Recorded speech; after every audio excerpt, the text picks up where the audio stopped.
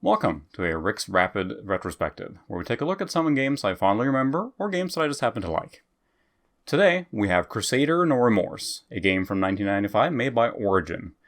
Origin was a company that was later bought by Electronic Arts, and as many were chopped up by them, unfortunately. It is an isometric action game that features a silencer, which is basically the elite soldier of the evil WEC company, which again, the bad guys. It features plenty of FMV videos, because this is the 90s. It does run on a 46, however I'd probably recommend a Pentium machine. It does feature pretty advanced SVGA graphics for the time, which does definitely bog down on a 46, but runs great on a Pentium class machine. As far as what's in the box, there isn't a whole heck of a lot that's that interesting, but there is one thing that actually stands out, and that is the little newspaper that's actually set inside the actual world. It actually has a very interesting article about a space station that features upcoming AI by the name of Shodan. So yes, if you're familiar with that, that is actually from System Shock, the evil sentient AI that is trying to basically murder you.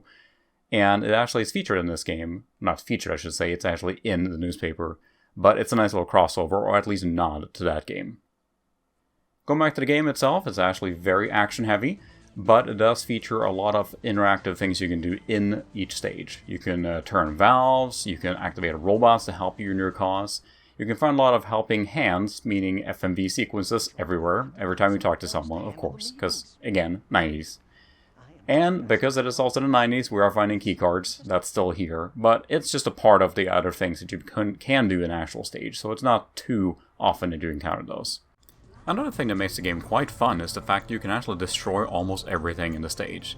Not absolutely everything, but boxes, canisters, tanks, electrical things, most of them can actually be blown up, which adds more to that interactive feeling of the entire game. The game features fantastic music, and actually contains one of my favorite title screen musics from any game ever. Take a quick listen to this one.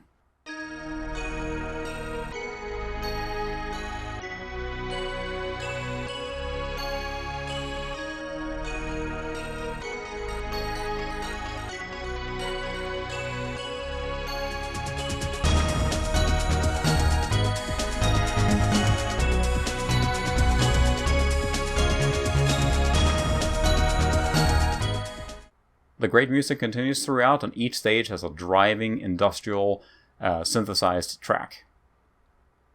There are definitely puzzles as well, which may involve jumping on different blocks or trying to outsmart some security system with lasers and levers, etc. In between each mission, you actually get to go to the rebel base and talk to all your fellow rebels, including if you want to pawn or buy some new weapons from your local gun dealer of the name of Weasel. Salutations. The Weasel's here with the gear. Everything your destructive little heart can want. Big guns, little guns, and blast packs in between. So, once you get your mission, you head out onto each stage and then spend quite a bit of time on each level. I would say each level takes a long time to complete. It's not a quick game, and it keeps going for quite some time. I don't remember exactly how long it takes to complete it, but I did finish it as a kid, which is something to be said for me, because I don't tend to finish many games, unfortunately. As you do progress, you do uncover more and more story elements, and of course leading up to the finale where you're taking down the bad guys. You're, after all, the good guy. One thing I should mention is the game actually is controlled through what I would call tank controls, meaning you're using the numlock keys or numpad keys to control a character. Once you get used to it, it's fairly okay, but because each animation sort of has a finish, it can be a little jarring to play sometimes. It's not quite as smooth as some more modern games. Overall, it's a very solid action game from the mid-90s that features fantastic SVGA graphics, terrific music, and a actually engaging storyline. So I'm going to rate it a 4 out of 5 big boxes for this one.